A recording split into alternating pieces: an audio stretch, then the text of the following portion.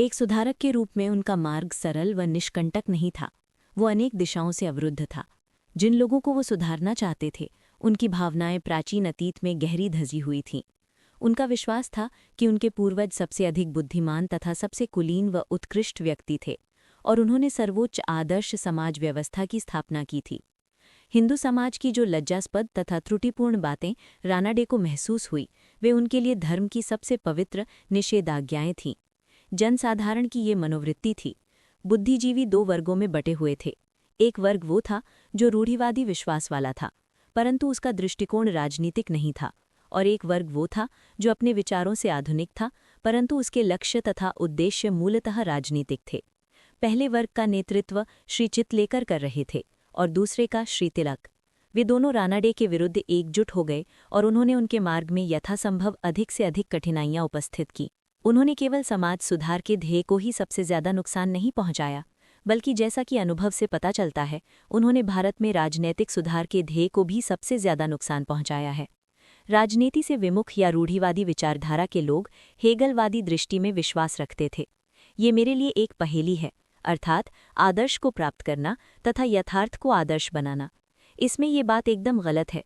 हिंदू धार्मिक तथा सामाजिक व्यवस्था ऐसी है कि आप इसके आदर्श स्वरूप को यथार्थता प्रदान करने के लिए आगे नहीं बढ़ सकते, क्योंकि आदर्श बुरा होता है। नहीं आप यथार्थ को आदर्श की स्थिति पर पहुंचाने का प्रयास कर सकते हैं, क्योंकि यथार्थ अर्थात वर्तमान परिस्थिति बद से भी बदतर है। इसमें कोई अतिशयोक्ति नहीं है। हिंदू धार्मिक व्यवस्था को लीजिए या हिंदू सामाजिक व्यवस्था को लीजिए, और इसकी सामाजिक उपयोगिता तथा सामाजिक न्याय की दृष्टि से जांच कीजिए। ये कहा जाता है कि धर्म उस समय तक अच्छा होता है जब वो टकसाल से ताज़ा निकलता है, परंतु हिंदू धर्म तो प्रारंभ से ही एक खोटा सिक्का जैसा रहा है। समाज के हिंदू आदर्श ने, जैसा कि हिंदू धर्म द्वारा निर्धारित किया गया है, हिंदू समाज पर सबसे अधिक भ्रष्ट करने वाले तथा विकृत करने वाले प्रमाव के रूप में कार्य किया है। उसका स्वरूप तथा तत्व नीत्सेवादी है। नीत्से के जन्म लेने से बहुत पहले ही मनु ने उस सिद्धांत की घोषणा कर दी थी जिसका प्रचार करने का नीत्से ने प्रयास किया। ये एक ऐसा धर्म है जिसका अभीष्ट स्वतंत्रता, समानता तथा भ्रातृत्व की स्थापना करना नहीं है। ये एक सिद्धांत है जो शेष हिंदू समाज द्वारा अतिमानव ब्राह्मण की पूजा व उपासना का पोषण करता है। ये इस बात को प्रस्तुत करता है कि अतिमानव तथा एकमात्र उसका वर्ग ही जीवित रहने तथा शासन करने के लिए उत्पन्न हुए हैं। दूसरे लोग जन्म उनकी सेवा करने के लिए ही होता है, अन्य किसी कार्य के लिए नहीं। उनका जीवन अपना जीवन नहीं होता और अपने स्वयं के व्यक्तित्व को विकसित करने का उनको कोई अधिकार नहीं होता। ये हिंदू धर्म का सिद्धांत रहा है। हिंदू दर्शन, चाहे वो वेदांत हो या सांख्य, न्याय और वैशेषिक, हिंदू धर्म को किसी रूप में प्रभावित किए बिना अपनी धुरी पर घूमता रहा है। इस सिद्धांत को चुनौती देने का साहस उसमें कभी नहीं हुआ। ये हिंदू दर्शन को प्रत्येक वस्तु ब्रह्ममय है, केवल बुद्धि का ही खिलवाड़ रहा। ये कभी भी सामाजिक दर्शन नहीं हुआ। हिंदू दार्शनिकों ने अपने दर्शन तथा अपने मनु दोनों को अलग अलग हाथों में रखा। दाएं को ये पता नहीं कि बाएं के पास क्या था। हिंदू को उनके परस्पर विरोध से कभी कष्ट नहीं होता। जहां तक उनकी समाज व्यवस्था का संबंध है, क्या उससे अधिक भ्रष्ट और कुछ हो सकता है? जाति प्रथा चातुर्वर्ण्य का, जो कि हिंदू का आदर्श है, एक भ्रष्ट रूप है। कोई व्यक्ति जो जनजात, जड़बुद्धि या मूर्ख नहीं है, चातुर्वर्ण्य को समाज का आदर्श रूप कैसे स्वीकार कर सकता है? व्यक्तिगत रूप से तथा सामाजिक रूप से ये एक मूर्खता या अपराध है। केवल एक वर्ग को ही शिक्षा तथा ज्ञान प्राप्त करने का अधिकार होना, केवल एक वर्ग को ही सेवा करने के लिए होना, व्यक्ति के लिए इसके परिणाम स्पष्ट व प्रत्यक्ष हैं। आपको ऐसा विद्वान व्यक्ति कहाँ मिल सकता है जिसके पास आजीविका का कोई साधन न हो और वो अपनी शिक्षा को विकृत न करे? आपको ऐसा सिपाही कहाँ मिल सकता है जिसकी कोई शिक्षा तथा संस्कृति न हो और वो अपने शस्त्रों का उपयोग संरक्षण के लिए करे, विनाश के लिए नहीं? आपको ऐसा व्यापारी कहाँ मिलेगा जिसके पास फूटी कौड़ी तक ना हो और वो ऐसी अर्जन व्यक्ति अपना ले जो घटिया स्तर पर न पहुँचे?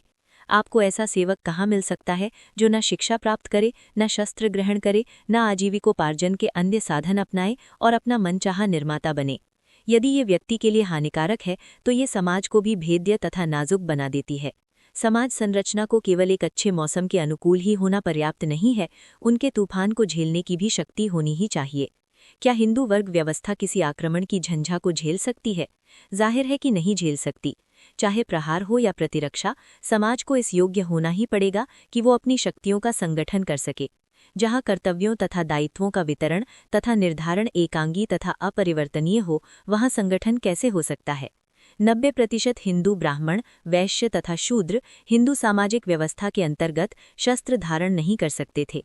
यदि देश की सैन्य संख्या में खतरे के समय वृद्धि नहीं की जा सकती तो देश की रक्षा किस प्रकार की जा सकती है। जैसा कि प्रायः आरोप लगाया जाता है, बुद्ध ने हिंदू समाज को अपने अहिंसा के सिद्धांत द्वारा कमजोर बनाया था। हिंदू समाज को कमजोर बनाने वाले बुद्ध नहीं बल्कि चातुर्वर्ण्य का वो ब्राह्मणवादी सिद्धांत है जो न केवल हिंदू अपितु हिंदू समाज के अपकर्ष के लिए भी उत्तरदायी है। आप में से कुछ लोग मेरी उस बात को बुरा मानेंगे जो मैंने हिंदू समाज पर हिंदू सामाजिक धार्मिक आदर्श के भ्रष्टकारी प्रभाव के विषय में कही है। परंतु सच्चाई क्या है? क्या इस आरोप का खंडन किया जा सकता है? क्या विश्व में ऐसा कोई समाज है जहां ऐसे लोग रहते हों जो एकदम अलग थलग रहते हों और जिनकी परछाई पड़ना और जिन्हें देखना पाप हो? क्या कोई ऐसा समाज है जिसमें आपराधिक जनजातियां रहती हों? क्या कोई ऐसा समाज है जिसमें नंग धड़ंग आदिवासी एवं वनवासी हों? वे गिनती में कितने हैं? क्या वे सैकड़ों की संख्या में हैं? क्या हजारों की संख्या में हैं? मेरी कामना है कि उनकी संख्या नगण्य हो। दुख की बात है कि उनकी संख्या लाखों में है। लाखों अछूत हैं, लाखों जरायम पेशा जनजातियां हैं, लाखों आदिम जनजातियां हैं। घोर आश्चर्य! हिंदू सभ्यता है या उसके नाम पर कलंक है? ये तो आदर्श का हाल है। अब आप उन परिस्थितियों की ओर ध्यान दीजिए जो उस समय विद्यमान थीं जब रानाडे मंच पर उतरे थे। जिस अधोगति की अवस्था में वे उस समय पहुंच गए थे जब अंधेज मंच पर आए थे और रानाडे जैसे सुधारकों को उनका सामना करना पड़ा था, उस अवस्था को अब महसूस करना असंभव है। मैं बुद्धिजीवी वर्ग की दशा से आरंभ करता हूँ।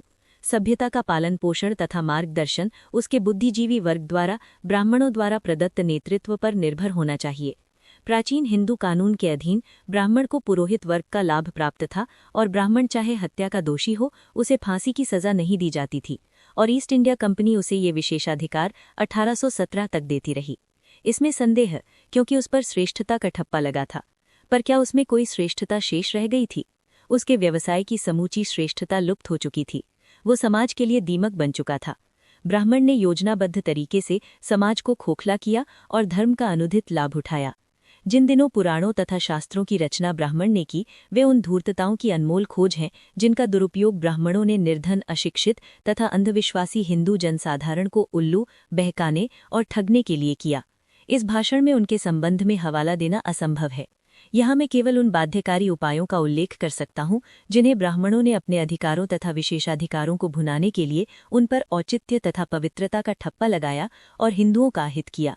जो लोग उनकी जानकारी प्राप्त करना चाहते हैं वे 1795 के रेगुलेशन विनियम UDH की प्रस्तावना को पढ़ें। उसके अनुसार जब कभी भी एक ब्राह्मण कोई भी ऐसी वस्तु प्राप्त करना चाहता था जिसे कि वो अपने शिकार से उसकी इच्छा से प्राप्त नहीं कर सकता था तो वो विभिन्न प्रकार के दबाव डालने वाले उपायों का सहारा लेता था। वो अपने शरीर को चाकुओं और उस्तरों से चीरता था या किसी विष को निगलने की धमकी देता था। ये उसकी सामान्य चालें थीं जिनको वो अपनी स्वार्थपूर्ति के लिए चलाता था। हिंदुओं पर दबाव डालकर उन्हें मजबूर करने के लिए ब्राह्मणों द्वारा कुछ अन्य तरीके भी अपनाए जाते थे। वे जितने लज्जास्पद थे उतने ही विलक्षण भी थे। एक सामान्य चलन ये था कि वो अपने शिकार के घर के सामने कूड़ खड़ा कर देता था। कूड़ एक गोल अहाता होता था जिसमें एक लकड़ी का ढेर लगा दिया जाता था। अहाती के अंदर एक बुढ़िया को बैठा दिया जाता था जो उसके उद्देश्य की पूर्ति नहीं करने पर कूड़ में जलने के लिए तैयार रहती थी। इस प्रकार का दूसरा उपाय ये था कि वो अपनी महिलाओं तथा बच्चों को अपने शिकार की नज़रों के सामने बैठा देता था और उनके सिर काटने की धमकी देता था। तीसरी युक्ति धरने की थी। शिकार के द्वार पर अनशन किया जाता था। ये तो कुछ भी नहीं, ब्राह्मणों ने गैर ब्राह्मणों की महिलाओं की कौमार्य भंग करने के अधिकार के लिए दावा करना आरंभ कर दिया था। इस चलन का प्रचलन कालिकट के जमोरिन के परिवार में तथा वैष्णवों के वल्लभाचार्य संप्रदाय में था। ब्राह्मण अधोगति के रसातल में धंस चुका था। जैसा बाइबल कहती है, यदि लवण ने अपनी लवणता खो दी हो तो किस तत्व से उसे लवणता प्रदान की जाए। इसमें संदेह है कि हिंदू समाज ने अपने नैतिक बंधनों को ढीला करके उन्हें एक खतरनाक कगार पर पहुंचा दिया था। इस नैतिक अधोगति को रोकने के लिए ईस्ट इंडिया कंपनी को 1819 में एक विनियम पारित करना पड़ा। इस अधिनियम की प्रस्तावना में कहा गया है कि महिलाओं को बड़े पैमाने पर काम पर लगाया जाता था ताकि वे वेश्यावृत्ति के लिए पत्नियों तथा बच्चियों को प्रलोभन दे। वे घर से ले जाई जाती थीं और उन्हें कभी भी वापस नहीं आने दिया जाता था। ये एक सामान्य प्रथा थी। पति तथा पिता अपने परिवारों को तज देते थे। लोगों में विवेक नहीं था और उसके अभाव में सामाजिक पापों और अपराधों के विरुद्ध नैतिक रोष की आशा करना व्यर्थ ही था। वास्तव में ब्राह्मण हर प्रकार के दोष, अपराध या पाप का समर्थन करने में लगे हुए थे। इसका एक सहज कारण ये था कि वो तो उनके जीवन की बैसाखी थी। उन्होंने अस्पृश्यता का समर्थन किया। अस्पृश्यता ने लाखों लोगों को दास्ता के नरक में ढकेल दिया। उन्होंने जातिवाद का समर्थन किया। उन्होंने बाल विवाह तथा बाध्यकारी वैधव्य का समर्थन किया। वर्ण व्यवस्था के ये दो घोर कलंक हैं। उन्होंने सती प्रथा का समर्थन किया। उन्होंने बहुविवाह के नियम वाली क्रमिक असमानता की समाज व्यवस्था का समर्थन किया। उसके कारण राजपूतों ने हजारों अपनी पुत्रियों का गला जन्म लेते ही घोंट दिया। घोर लज्जास्पद, घोर पाप। क्या ऐसा समाज सभ्य नागरिकों को अपना मुंह दिखा सकता है? क्या ऐसा समाज अपने अस्तित्व के बने रहने की आशा कर सकता है? ऐसे प्रश्न रानाडे ने उठाए। उनका निष्कर्ष था कि यदि जीवित रहना है तो कठोर सामाजिक सुधार करने होंगे।